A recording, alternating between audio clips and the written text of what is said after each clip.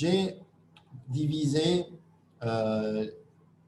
l'évolution ici en plusieurs périodes. La première période, c'est la période des Omeyyades, ensuite celle des Abbassides. Nous trouvons les Aléboué et les Bouïdes un petit peu plus tard, au 4e, 5e siècle de l'Hégire. Ensuite, il y a la période de la dynastie Safavide ou Séfévide, ça dépend comment on choisit le nom, ou Safawiya en arabe. Ensuite, nous avons les Qajars, bien entendu, j'ai résumé ici, je n'ai pas voulu prendre toutes les périodes avec les Seljoukides où les Turcs régnaient sur l'Iran et l'Irak, mais j'ai estimé ici que je préfère me focaliser sur les moments clés et on finira avec les Pahlavis et la fin des Pahlavis et le début de la révolution islamique. Au niveau des Omeyyades, nous avons une superbe source qui a été publiée par le Atabat al-Husayniya, le haram de l'imam Hussein alayhi salam, qui est une maison de recherche et de publication qui traite le sujet de l'évolution des rites à l'époque des Omeyyades et des Abbassides en 500 pages. C'est extraordinaire, mais si voilà, je vous résume en quelques lignes. Il n'y avait pas de doute que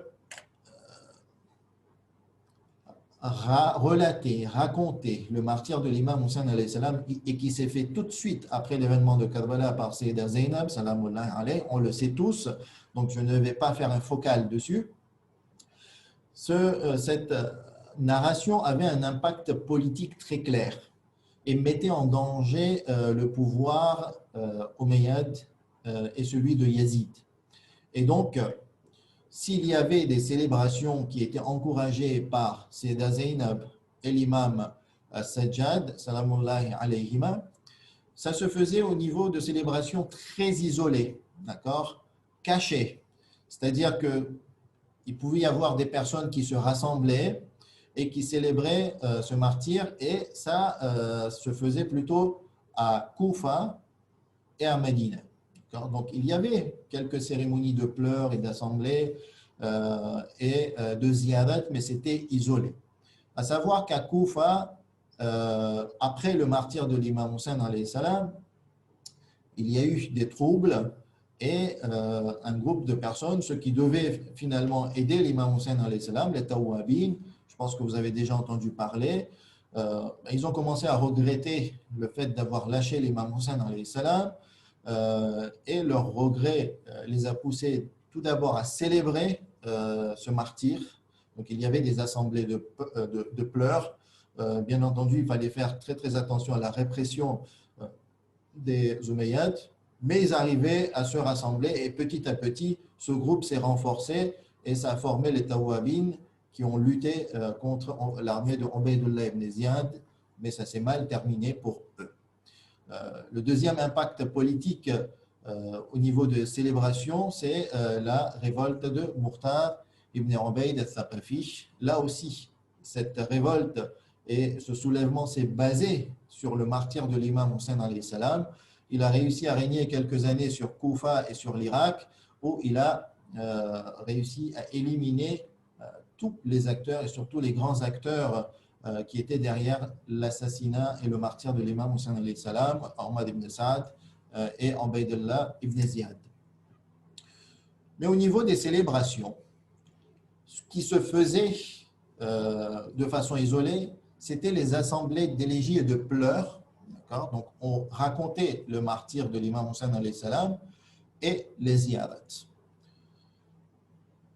Mais plus le temps avançait et plus au niveau politique, les Omeyyades observaient que les révoltes se basaient sur le récit du martyr de l'imam Hussein alayhi salam. Il y avait une forte propagande anti-Hussein et anti-Azadari avec nos mots actuels. Donc, premièrement, on a essayé d'opérer une disculpation de Yazid. Donc, on lançait cette propagande. Yazid n'y est pour rien. Ubaydullah ibn Ziyad a pris une décision rapide. Et donc, s'il y a un responsable à cette tuerie, à cette tragédie, c'est Ubaydullah ibn Ziyad. Et c'est le seul homme responsable, ou un groupe d'hommes avec Omar ibn Saad. Et le pouvoir omeyyade n'a rien à voir avec cela. Deuxième point de forte propagande, c'est que Ashura était considéré comme une fête. Donc, ils ont commencé à établir un anti-rite, je dirais un autre rite pour contrer le rite de célébration du martyr de l'imam Hussein alayhi salam, c'est de considérer Ashura comme une fête. Les gens se rassemblaient, mettaient de la musique, et cette première fête, finalement, s'est déroulée en présence des captifs de la famille de l'imam Hussein alayhi salam à Koufa, mais surtout à Damas. Et donc, petit à petit, ils ont essayé d'ancrer ce rite en créant des hadiths. Et de nos jours, on voit encore les répercussions de cette propagande anti-Hussein alayhi salam. Mais petit à petit, lorsque la famille de Muawiyah a quitté le pouvoir et la famille de Marwan ibn Hakam s'est installée sur on va dire l'empire islamique, et c'est eux qui ont pris le pouvoir au niveau des Omeyyades, la répression se faisait de plus en plus forte lorsque Abdul Malik, le fils de Marwan, a pris le pouvoir. Et il a nommé Hajjaj ibn Yusuf en tant que gouverneur, tout d'abord au Hijaz, mais surtout en Irak. Et Hajjaj était un sanguinaire. Et il y avait une très très forte répression à Koufa, qui rassemblait le maximum de chiites et partisans de l'imam Hussein alayhi salam. Et là, automatiquement, puisque célébrer le rite du martyr de l'imam Hussein alayhi salam avait une connotation et un impact politique fort, il fallait s'attaquer à ces célébrations, et c'était tout de suite peine de mort. Donc on tuait, on mettait en prison ou on bannissait. D'ailleurs, avant même que Hajjaj ibn Yusuf s'installe, au tout départ, Sayyida Zainab, salamullah alayha, a été bannie, ce qui est raconté dans l'histoire, a été bannie de Médine, justement pour sa propagande et ses récits pour le martyr de l'imam Hussein alayhi salam. Et donc, si vous voulez, cette période était une période très très délicate, et l'imam Sajjad et ensuite l'imam Baqir alayhi salam avaient pour mission d'établir, on va dire, le début d'une assise de la célébration de l'imam Hussein alayhi salam et de son martyr, mais ça se faisait concrètement de façon très isolée. On avance avec la période abbasside, et là, vous savez très bien que les Abbassides se sont installés avec le slogan de la satisfaction des Ali Muhammad, al-Rida li Ali Muhammad alayhi salam. Et donc, petit à petit, lorsqu'ils ont pris le pouvoir, on a vu différentes façons de traiter avec la célébration du martyr de l'imam Hussein alayhi salam, et cela se faisait en fonction des califes. Donc, le premier calife, Safar, qui a régné très peu, 3-4 ans, mais lui, il permettait les assemblées, les élégies et les ziyarats, et c'est là qu'on retrouve tous ces riwayats de l'imam Baqir alayhi salam qui incitent à pleurer, à raconter et déclamer des poèmes pour l'imam Hussein alayhi salam et à aller en ziyara. Et la ziyarat al-Ashura, c'est de l'imam Baqir et de l'époque de l'imam Baqir et l'imam Sadiq alayhi salam. Mais lorsque Mansour et Haroun s'installent, donc là on est parti pour une période d'une bonne trentaine d'années, ils voyaient que la célébration du rite de martyr de l'imam Hussein alayhi salam suscitait les velléités contre le pouvoir abbasside, parce qu'il y avait eu 2 révoltes de la part des petits-fils et des arrière-petits-fils de l'imam al-Hassan alayhi salam, et c'était les révoltes hassanites contre le pouvoir abbasside, parce que les Al et Abi Talib se sont rendus compte que les Abbassides les ont trompés, et qu'au lieu de bien vouloir partager le pouvoir avec les Al et Abi Talib et de faire régner les valeurs de l'imam Ali alayhi salam, ce qui se faisait, c'était contraire à ces slogans de départ. Il y a eu des révoltes, et Mansour et Haroun se sont rendus compte que ce qui alimentait ces révoltes, c'était ces assemblées de pleurs et d'élégies et de ziyarat. Et donc, petit à petit, interdiction des ziyarat, très forte répression, marginalisation de ceux qui célébraient en petit comité dans les maisons le martyr de l'imam Hussein alayhi salam. Tout cela, on va dire, a connu une période difficile. Jusqu'à ce que Ma'moun s'installe. On sait très bien que Ma'moun avait une politique de souplesse avec les chiites. On sait très bien son machiavélisme et le fait d'opérer en apparence en mettant l'imam Ali ibn Moussa alayhi salam en tant que wali ahad, son successeur déclaré. Et donc, durant cette période, il y avait de l'assouplissement. Les chiites pouvaient célébrer, mais pas de façon ouverte et publique. Cela se faisait encore une fois de façon assez restreinte dans les maisons. Viendra ensuite Mutawakkil, sachant que la période de liberté de Ma'moun et de ses successeurs a duré une bonne 30 ans. Vient ensuite Mutawakkil, qui lui qui haïssait Ahl al-Bayt, et c'était lui qui avait demandé la destruction du tombeau de l'imam Hussein alayhi salam. Et donc là, on voit que les rites étaient certes limités, assemblée de pleurs, d'élégies et ziyarat, rien de public, et ça avait connu des hauts et des bas. Et les premières processions publiques commencent avec les bouïdes ou al-Bouïd. En 322, ils s'installent, ils prennent le pouvoir, et petit à petit, les al-Bouïd sont considérés comme des musulmans chiites zaydites, où il y a donc ce lien qui se fait avec les sunnites et les chiites. Et donc, ils mettent en place alors, ils étaient à Bagdad, ils mettent en place un environnement d'échange scientifique entre chiites et sunnites, et il y a une forme de quiétude qui s'installe, et l'environnement s'ouvre pour les chiites, et les célébrations publiques dans les ruelles et rues commencent. Ce sont les toutes premières processions. En 352 de l'Hégire, donc vous voyez combien de temps ça a pris, près de 3 siècles, où Ashura devient un jour de deuil officiel. Et c'est Moïse ad-Dawla, selon certains récits historiques, qui a mis en place ce jour de deuil, le jour de Ashura. Les marchés de Bagdad, la capitale de l'Empire islamique à l'époque des Abbassides, est fermée. Les marchés sont fermés. C'est le deuil national quelque part, ou plutôt dans la ville. La cérémonie est publique et cela rassemble du monde. Et petit à petit, toujours durant cette période, il y a une extension des célébrations dans d'autres contrées au Yémen, partout en Irak et même en Égypte. Et petit à petit, on sait qu'en Égypte, ce sera la capitale, et Misr sera la capitale de la dynastie fatimide avec les chiites ismaélites. Mais cela suscite quelques tensions avec les communautés non chiites. On avance toujours dans l'histoire où un grand tournant va s'opérer avec les Safavides, sachant qu'entre-temps, il y a les Moghols qui vont régner sur les territoires islamiques, qui vient de la Mongolie. Les Moghols, lisez l'histoire, c'est une très très belle histoire où ils vont s'emparer d'une très grande partie du monde en quelques années, et ils vont régner sur quelques siècles. Viendront ensuite les Seldjoukites et les Turcs qui vont régner sur les territoires comme l'Iran et l'Irak. À ce moment-là, il y a des difficultés à célébrer ces rites toujours les plus célèbres, assemblée de pleurs, récit du martyr de l'imam Hussein alayhi salam et les ziyarat. On sert sur les chiites, mais il y a quand même des espaces pour célébrer cela.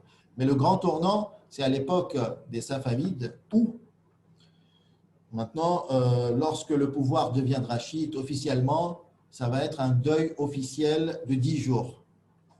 Ça veut dire qu'on va mettre du noir partout. Il y aura 4 jours de deuil national et de jours congés. Ça va être un férié national pendant 4 jours. Il y a des grandes assemblées d'élégies et de pleurs. Ça se fait vraiment dans les grandes villes. On alimente les récits populaires. Plusieurs livres sont écrits pour alimenter les assemblées de pleurs, les récits. Et c'est là que l'on trouve une grande diversité de récits. On en a parlé hier avec l'altération des récits de Karbala, et c'est à cette époque que, puisqu'il y a maintenant beaucoup qui interviennent, beaucoup de savants aussi qui prennent part, on en trouve de tout. Il y a aussi une diversification des rites de célébration, et on dit que le rite de se frapper avec l'épée sur la tête ou même avec les chaînes et les grandes cérémonies de flagellation et de se frapper la poitrine de façon violente apparaissent à cette époque.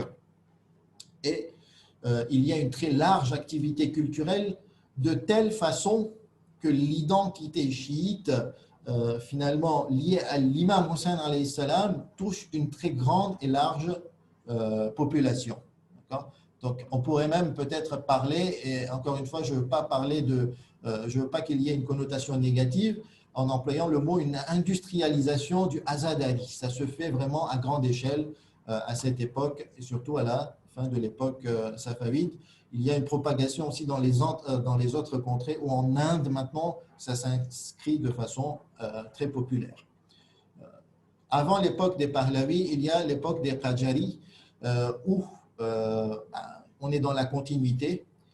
Les rites se diversifient encore plus. Il y a l'invention culturelle de différents rites où le côté théâtre et mise en scène prend de l'ampleur. Le théâtre populaire qui rassemble des milliers de personnes dans des espaces en plein air. Et cela, on va dire, touche maintenant toute la population iranienne, même dans les villages. Viendra ensuite l'époque des Pahlavis. Les Pahlavis, c'est les deux chats de l'Iran qui ont régné entre 1345 et 1400 de l'Hégire, avant la révolution islamique. Donc le premier était Reza Khan. Sachez que Reza Khan, lorsqu'il a été déchu par les Anglais, il a été expulsé et banni à l'île Maurice. Donc, au départ, lorsque Reza Khan s'est installé, il y avait une liberté de célébrer. Donc, il s'affichait en tant qu'amoureux d'Ahl el-Bayt, il partait même visiter Karbala, et lorsqu'il s'est installé, à ce moment-là, il a tourné.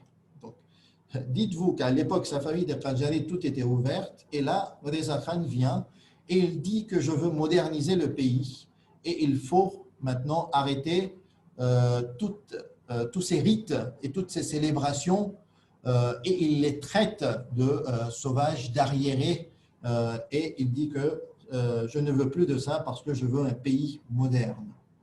Et donc, il va dissuader par des lois, par des décrets, il va interdire et il va faire aussi, donc il va interdire ces rites, il va interdire les personnes de se rassembler et de célébrer Ashura. D'accord ? Vous vous rendez compte, en Iran, c'était interdit et les personnes se rassemblaient en cachette.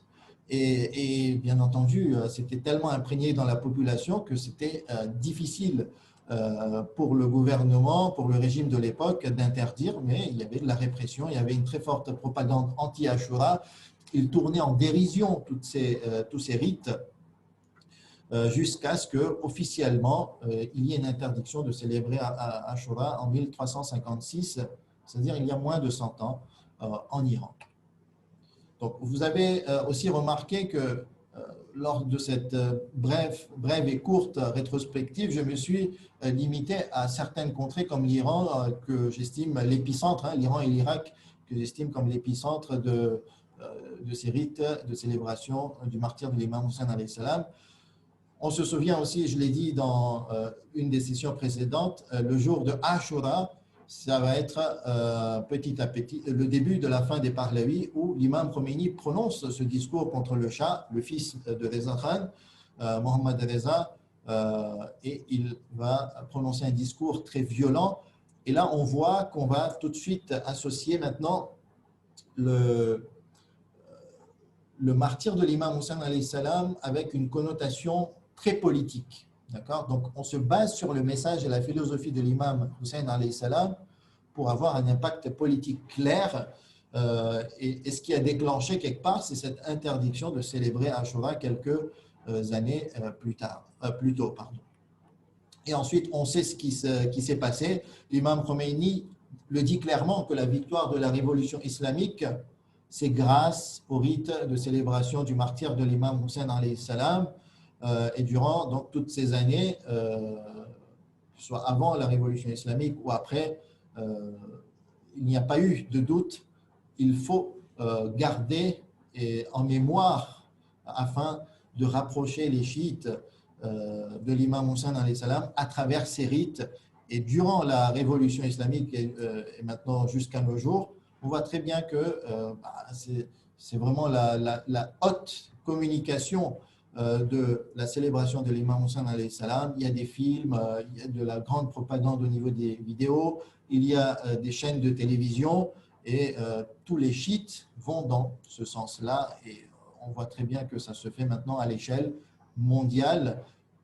Bien entendu, je le répète, les savants voient la sacralité de ce rite dans le fait que ça porte la sacralité du message coranique, divin, prophétique et houssainite qui se retrouvent tous au même point.